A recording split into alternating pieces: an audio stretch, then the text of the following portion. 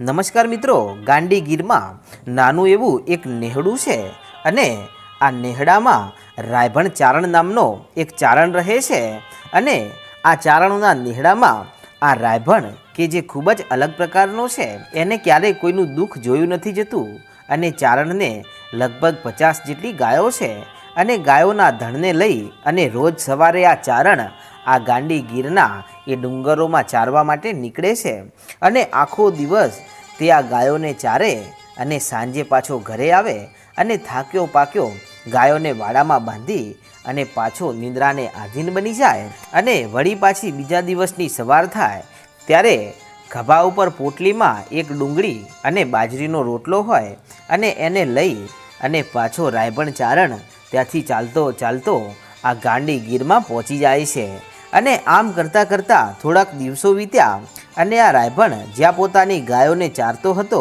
ત્યાં હવે ચરામણ ખૂટી ગયું છે, તેથી હવે તેણે એ જગ્યા બદલી નાખી અને એક નવા ડુંગર ઉપર હવે તે પોતાની ગાયો ભેંસોને ચારવા માટે આજે ગયો છે અને ત્યાં પોતાના માલઢોરને ચાલી રહ્યો છે અને એવા ટાણે એમની પાસે એક બાવા જેવો માણસ આવે છે. આખો ભગવો ભેખ છે, માથે સફેદ વાળ છે, દાઢી પણ ખૂબ મોટી અને સફેદ થઈ ગઈ છે અને લાકડીના ટેકે ટેકે ચાલતો ચાલતો આ સાધુ આ રાયભણની પાસે આવે છે અને ત્યાં આવીને એટલું કહે છે કે ભાઈ મજામાં છો? ત્યારે રાયભણ ચારણ એટલું બોલ્યો કે હા મહારાજ મજામાં છું, બોલો. ત્યારે પેલો ભગવો ભેખ સાધુ એટલું કહે છે કે ભાઈ તમારું નામ શું છે? ત્યારે રાયભણ ચારણ એટલું કહે છે કે હે સાધુ મહારાજ, મારું નામ રાયભણ છે અને હું ચારણ છું અને હું મારી જગ્યામાં રોજ આ મારા માલઢોરને ચારતો હતો, પરંતુ ત્યાં હવે ચરામણ ખૂટી ગયું છે, તો આજે આ નવી ટેકરી ઉપર આવી અને અહીંયા હું ગાયોને ચારી રહ્યો છું. ત્યારે સાધુ કહે છે કે કાંઈ વાંધો નહીં, પરંતુ હે ચારણ, શું મને આ વાટકામાં થોડુંક દૂધ આપશો? મારે દૂધની જરૂર છે. ત્યારે આટલી વાત સાંભળી અને ચારણ કહે છે કેમ નહીં બાબા, હાલ જ આપું છું. આમ કહી અને એક ગાયને દોઈ અને આ સાધુ બાબાનો આખો વાટકો ભરીને દૂધ આપ્યું. ત્યારે એ દૂધને લઈ અને બાબા ત્યાંથી કાંઈ પણ બોલ્યા વગર ચાલી નીકળ્યા અને પછી આમ કરતાં કરતાં આ દિવસ પૂરો થઈ ગયો અને પછી ચારણ પણ પોતાના ઘર ભેગો થઈ ગયો અને આમ કરતાં કરતાં બીજો દિવસ ઉગ્યો અને બીજા દિવસની વહેલી સવારે ફરી આ ચારણ પોતાની ગાયોને લઈ અને એ જ ટેકરી ઉપર આવે છે. ત્યારે ફરી બપોરના ટાણે આ સાધુ ફરી પાછા એ જ હાથમાં વાટકો લઈ અને પાછા આવે છે અને કહે છે કે હે રાયભણ ચારણ, શું મને આજે ફરી એક વાટકો દૂધ આપશો? ત્યારે ચારણ કહે છે કે હા બાબા, કેમ નહીં. અને આમ કહી અને આજે ફરી એમને દૂધનો આખો વાટકો ભરી અને આપવામાં આવ્યો. ત્યારે બાબા ફરી પાછા એ વાટકો લઈને ચાલી નીકળ્યા. ત્યારે આમ કરતાં કરતાં આવું ને આવું લગભગ 1 મહિના સુધી ચાલ્યું. ત્યારે આજે ચારણ પોતાની બાઈને કહે છે કે આજે હું તને એક વાત કહેવા માગું છું અને વાત જાણે એમ છે કે એક ભગવો ભેખધારી એક બાવો મારી પાસે આવે છે અને કાંઈ પણ બોલતો નથી, ખાલી વાટકો લઈને એટલું કહે છે કે હે રાયભણ ચારણ, મને એક વાટકો દૂધ આપશો? અને હું એ વાટકો ભરીને દૂધ આપું ને એની સાથે જ એ વાટકો લઈ અને એ સાધુ ત્યાંથી ચાલી નીકળે છે. ત્યારે આ ચારણની પત્ની ખૂબ જ હોશિયાર હતી અને એણે એટલું કહ્યું કે હે સ્વામી, મને લાગે છે કે આમાં જરૂર કાંઈક ગડબડ છે અને જો તે કોઈ સાધારણ માણસ હોત ને તો તે રોજ ના આવે. ત્યારે આ ચારણ કહે છે કે પણ રોજ ના આવે એનો મતલબ શું? ત્યારે એ બાઈ એટલું કહે છે કે મનુષ્યને રોજ કોઈ પણ વસ્તુ મફતમાં લેવાની થાય ને તો એને લાંછન લાગે અને 2-4 દિવસ તો બરાબર છે, બાકી 1-1 મહિના સુધી આમ કોઈ સાધારણ માણસ આમ વાટકો લઈ અને ના આવે એનું કાંઈક કારણ છે.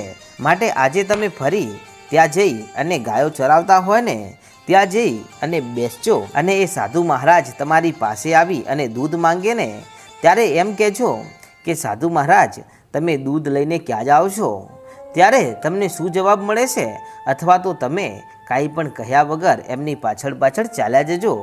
ત્યારે આ ચારણ કહે છે કે કાંઈ વાંધો નહીં, આજે તો હું એમને પાછળ પાછળ જઈને જોઈશ કે તેઓ ક્યાં જાય છે અને આમ આટલી વાત થઈ અને આજે ફરી રાયભણ ચારણ વહેલી સવારે પાછો ગીરની ડુંગરીઓમાં ચાલી નીકળ્યો અને આજે ફરી એ જ જગ્યા ઉપર બેઠો બેઠો ત્યાં સાધુની રાહ જોઈને બેઠો છે અને ત્યાં તો બપોર થતાની સાથે જ ફરી એ સાધુ ત્યાં એ જ વાટકો લઈને આવે છે અને ત્યાં આવીને કહે છે કે ચારણ, મને એક વાટકો દૂધ આપશો?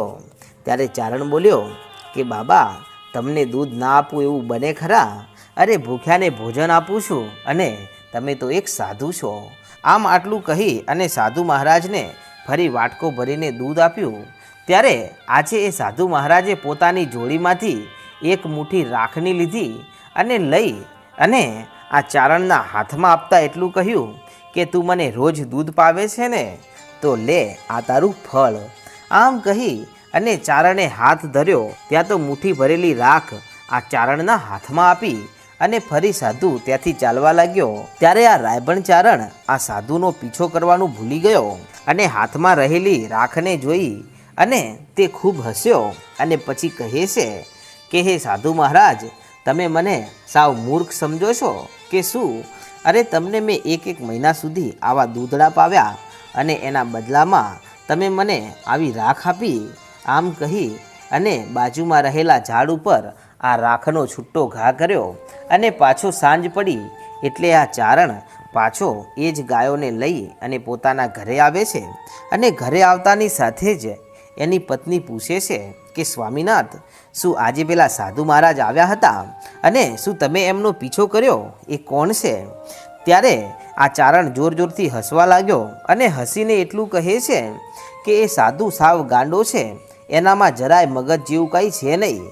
અને તને ખબર છે આજે એમણે શું કર્યું? અરે હું જે જગ્યાએ ગાયો ચારતો હતો ને ત્યાં આવી અને દૂધ માગ્યું અને મેં જેવું એક વાટકો ભરીને દૂધ આપ્યું ને એની સાથે જ એમણે એ દૂધના બદલામાં એક મુઠ્ઠી રાખની આપી અને એટલું કહ્યું કે લે ભાઈ, આ તે મને 1 મહિના સુધી દૂધ પીવડાવ્યું છે ને એનું આ તને બદલું આપું છું. અને એ રાખ જ્યારે મારા હાથમાં આવીને ત્યારે હું સમજી ગયો કે આ સાધુ મહારાજ નથી, પરંતુ આ તો કોઈ ગાંડો માણસ છે અને સાધુઓના કપડાં પહેરી અને આમ તેમ આ ગાંડી ગીરમાં ભટકી રહ્યો છે. ત્યારે આટલી વાત સાંભળી અને રાયભણ ચારણની પત્ની બોલી કે સ્વામી, ગાંડો એ સાધુ નથી, ગાંડા તો તમે છો તમે. અરે તમને ખબર નથી કે ગાંડી ગીરમાં કેવા કેવા મહાનુભાવો અને સંતો મહંતો રહેલા છે. અરે તમે લાગે છે કે એમના બોલનો તોલ નથી કર્યો. અરે એ રાખને લઈને ઘરે આવ્યા હોત ને તો તમને ખબર પડી જાત કે એ શું હતું. અને તમને સાધુ મહારાજે તો જિંદગીભરનું ભાથું આપ્યું હતું, પરંતુ તમે એને ઓળખી ના શક્યા અને ગાંડા બની અને એ રાખને ત્યાં જ નાખીને પાછા આવ્યા. અને હવે તમારે જો જોવું જ હોય ને તો આવતીકાલે રાખને જઈને જોજો તો તમને ખબર પડી જશે. ત્યાં તો આજે આમ કરતાં કરતાં આજની રાત પૂરી થઈ અને બીજા દિવસની ફરી સવાર પડી. ત્યારે રાયભણ ચારણ ફરી એ જ ડુંગર ઉપર પોતાની ગાયોને ચારવા માટે પહોંચી જાય છે અને ત્યાં ગાયો ચરવા લાગી અને તેને ગઈકાલની ઘટના યાદ આવી. તેથી તે ચાલતો ચાલતો પેલી જે રાખ તેને નાખી દીધી હતી ત્યાં પહોંચે છે અને ત્યાં જઈને જુએ છે તો ત્યાં એ રાખ બધી નીચે પડી છે અને એ રાખનો થોડોક જ ભાગ એક વનસ્પતિના પાન ઉપર ખડાયેલો છે અને એ રાખની એટલી રેત હતી તે સોનાની થઈ ગયેલી હતી. અને ત્યારે આ ઘટના જોતાની સાથે જ આ રાયભણ ચારણની આંખો ખુલી ગઈ અને મનમાં વિચાર કરવા લાગ્યો કે એક મુઠ્ઠી રાખ મને સોના રૂપે આપી હતી, પરંતુ હું મૂરખ ઓળખવામાં થાપ ખાઈ ગયો અને આજે નીચે નથી પડી એ રાખ સોનાની થઈ ગઈ છે. મારી પત્ની સાચું જ કહેતી હતી કે આ કોઈ સંત મહાપુરુષ જ લાગે છે કે જેમણે મને આવો બદલો આપ્યો હતો, પરંતુ હું મૂર્ખ માણસ તેને લઈ ના શક્યો. પરંતુ કાંઈ વાંધો નહીં, આજે આ સાધુ મહારાજ જ્યાં જ્યાં પણ જવાના છે ને એમની પાછળ પાછળ જવું છે અને મારે જોવું છે કે એ કોણ છે. અને આમ આટલો વિચાર કરી અને આજે તો સામેથી આ રાયભણ ચારણ આ સાધુ મહારાજની રાહ જોઈ અને બેઠા છે કે ક્યારે પેલા સાધુ મહારાજ આવે અને ક્યારે હું એમનો પીછો કરું. અને બપોર થતાની સાથે જ ફરી એ જ સાધુ હાથમાં વાટકો લઈને પાછા આવ્યા અને આવીને કહે છે કે ચારણ, દૂધ જોઈએ છે. ત્યારે ચારણ એટલું કહે છે કે લાવો બાપા, હાલ જ આપું છું. આમ કહી અને દૂધનો આખો વાટકો ભરી અને પાછો સાધુ મહારાજના હાથમાં આપ્યો. ત્યારે ફરી સાધુ મહારાજ એ દૂધને લઈ અને ચાલવા લાગ્યા. ત્યારે થોડાક આગળ ચાલ્યા, એની સાથે જ ત્રાસી નજર કરી અને આ રાયભણ ચારણ જોઈ રહ્યો છે અને પાછળ પાછળ જવા લાગ્યો. ત્યારે સાધુ મહારાજ આગળ આગળ જાય છે અને એમને ખબર ના પડે એવી રીતે આ રાયભણ ચારણ એમની પાછળ પાછળ જઈ રહ્યો છે. ત્યારે આ સાધુ મહારાજ એક ઝાડીઓની વચ્ચે જાય છે. ત્યારે ઝાંકી ઝાંકી ઝાડીઓમાંથી આ રાયભણ ચારણ જુએ છે કે સાધુ મહારાજ આ દૂધને શું કરે છે. ત્યાં તો સાધુ મહારાજ એ ઝાડીઓની વચ્ચોવચ્ચ પહોંચી અને ત્યાં એ વાટકાને નીચે મૂકે છે અને ત્યાં નીચે મૂકીને ચારે બાજુ જુએ છે અને પછી તેઓ એક સાપ બની જાય છે અને ફેણધારી નાગ બની અને એ આખું વાટકો ભરેલા દૂધને પી જાય છે. અને પીધા પછી બાજુમાં જ દર છે અને નીચે એમનો મોટો રાફડો છે, એ રાફડામાં ચાલ્યા જાય છે. અને આટલી ઘટના જોતાની સાથે જ રાયભણ ચારણના પગ નીચેથી ધરતી સરકી ગઈ અને તેના ડોળા ફાટી ગયા. તેનું આખું શરીર ધ્રુજવા લાગ્યું અને તે ત્યાંથી દોડતો દોડતો પોતાની ગાયોને લઈ અને આજે ભર બપોરે ઘરે આવી જાય છે. ત્યારે તેની પત્ની પૂછે છે કે સ્વામી, તમે તો રોજ સંધ્યા ટાણે ઘરે આવો છો અને આજે તમે આટલા વહેલા કેમ આવી ગયા? ત્યારે ચારણ એટલું બોલ્યો, મારી સાથે આજે એક એવી ઘટના બની છે કે તને કહીશ ને તો તું મારી વાતનો વિશ્વાસ નહીં કરે. ત્યારે બાઈ કહે છે કે મને કહો તો ખરા કે ઘટના શું બની છે. ત્યારે ત્યાં બનેલી સમગ્ર ઘટના ચારણ પોતાના મોઢેથી એની બાઈને સંભળાવે છે. ત્યારે આટલી ઘટના સાંભળતાની સાથે જ કહેવા લાગી કે સ્વામી, મેં તમને કહ્યું હતું ને કે એ નક્કી કોઈ સંત પુરુષ અથવા મહાપુરુષ હશે, તો એ બીજું કોઈ નહીં પરંતુ ગોગા મહારાજ હશે. અને ગોગા મહારાજે તમારી પરીક્ષા લીધી અને તમે 1 મહિના સુધી એમને દૂધડા પીવડાવ્યા ને એનું બદલું પણ આપ્યું છે, પરંતુ તમે લઈ ના શક્યા. અને એ બીજું કોઈ નહીં પરંતુ ધરતીના ધણી ગોગા મહારાજ હતા. અને આમ આટલી વાતો કરતાં કરતાં સાંજ પડી. સાંજે વાળું પાણી કરી અને રાયભણ ચારણ અને તેની પત્ની નિંદ્રાને આધીન બને છે. ત્યાં તો એ જ જોગી આ રાયભણ ચારણના સપને આવી અને ખળખળ દાંત કાઢીને હસવા લાગ્યા. ત્યારે રાયભણ ચારણ સપનામાં વાતો કરે છે કે તમે કોણ છો અને રોજ મારી પાસે દૂધનો પ્યાલો ભરીને લઈ જતા હતા અને મેં તમને જોયા છે, તમે સાપ બની અને દૂધ પી ગયા હતા, તમે કોણ છો?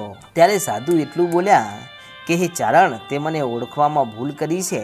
અરે હું બીજો કોઈ નથી પરંતુ ત્યાં મારો વાસ છે અને હું એક ગોગો મહારાજ છું અને ત્યાં મારો રાફડો છે અને હું ત્યાં રહું છું, પરંતુ કોઈ મારી સેવા પૂજા કરતું નથી. પરંતુ હે રાયભણ ચારણ, હું તને આજે પરચો એટલા માટે દેખાડ્યો છે કે તું મારી સેવા પૂજા કરે. બોલ, તું ત્યાં મારો દીવો કરીશ? ત્યારે રાયભણ ચારણ કહે છે કે હા બાપા, હું દીવો જરૂર કરીશ. ત્યારે ગોગા મહારાજ એટલું કહે છે કે ચારણ, મને ખબર છે કે આજે 10-10 વર્ષ થઈ ગયા પરંતુ તારા ઘરે દીકરો કે દીકરી નથી, પણ જા આજથી દીવો ભરવાનું ચાલુ કર અને તારા ઘરેથી બાઈને સારા દિવસો દેખાડું. અને જો 9 મહિના થાય અને 9 મહિના પછી જે 5મા દિવસે પાંચમ આવે છે ને, એ પાંચમના દિવસે જો દૂધના ફીણ જેવો દીકરો ના આલું તો મને ગોગા મહારાજને ફટ કહેજે બાપ. અને ત્યાં તો આટલી વાત સાંભળતાની સાથે રાયભણ ચારણ ત્યાં હાથ જોડીને કગરી પડે છે કે હા બાપા, હું તમારી સેવા પૂજા કરીશ. અને એટલું જ નહીં, અત્યારે તો ત્યાં રાફડે તમારી સેવા કરીશ, પરંતુ જ્યારે તમે કહેશો ને ત્યારે મારા ઘરે લાવીને તમારા અમર બેસણા કરીશ. અને આમ પછી તો રાયભણ ચારણે સવારે એની પત્નીને આ બધી વાત કરી અને પછી તો બંને જણા ગોગા મહારાજની ભક્તિમાં ડૂબી જાય છે. અને ગોગા મહારાજના કહેવા પ્રમાણે ચારણના ઘરે ગોગા મહારાજ દેવ જેવો દીકરો આપે છે. અને પછી વખત જતાં રાયભણ ચારણ એ જ ગોગા મહારાજને પોતાના ઘરે લાવી અને એમના અમર બેસણા કરે છે. તો મિત્રો, આવા ઇતિહાસ છે મારા ધરતીના ધણી ગોગા મહારાજના.